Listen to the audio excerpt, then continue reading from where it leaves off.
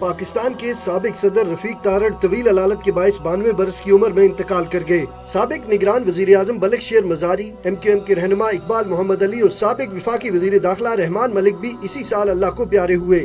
Novel نگار اور قومی اسمبلی کی سابقہ رکن بشرا رحمان بھی اسی سال فوت ہوئی۔ سابق ممبر قومی اسمبلی اور مشہور زمانہ TV anchor doctor Hamid Liaquat Hussain بھی کراچی میں جولائی کے مہینے میں اپنے کمرے میں مردہ حالت میں پائے گئے۔ پنجاب یونیورسٹی میں میس کمیونیکیشن کے سابق سربراہ ڈاکٹر مہدی حسن بھی بیماری کے باعث 23 فروری کو چل بسے۔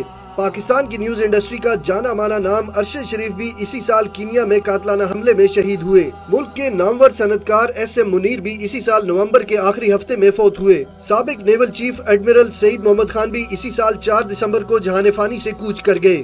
قومی اتحاد اور امن کے دائی، مذہبی اسکالر اور مفتی اعظم رفیع عثمانی بھی اسی سال جہان فانی سے کوچ کر گئے۔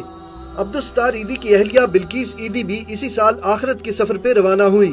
مشہور کوپیما علی رضا ستپارہ گلگت میں کوپیمائی کے دوران پہاڑ سے گرے اور زخموں کی تاب نہ لاتے ہوئے 27 مئی کو چل بسے۔ عالمی شہرت یافتہ کرکٹ امپائر اسد رؤف بھی دل کا دورہ پڑنے سے چل بسے۔ پاکستان ہاکی ٹیم کے سابق کپتان اولمپئن منظور حسن جونیئر بھی اسی سال لاہور میں علاج کے دوران فوت ہوئے۔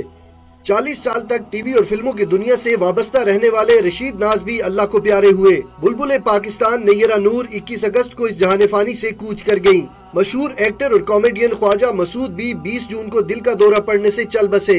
مشہور زمانہ ٹی وی اور film actor Afzal Ahmed brain haemorrhage کی وجہ سے وفات پا گئے۔ کامیڈی کی دنیا کا تارہ اسماعیل تارہ بھی اسی سال آخرت کے سفر پہ روانہ ہوئے۔ سٹیج کی دنیا کے نامور فنکار طارق ٹیڈی بھی علالت کے باعث فوت ہوئے۔ مشہور ڈرامہ جانگلوس سے شہرت پانے والے ایکٹر تنویر جمال بھی کینسر جیسے موذی مرض سے جنگ ہار کے اللہ کو پیارے ہو گئے۔ عرفان خان، ڈان نیوز، اسلام آباد۔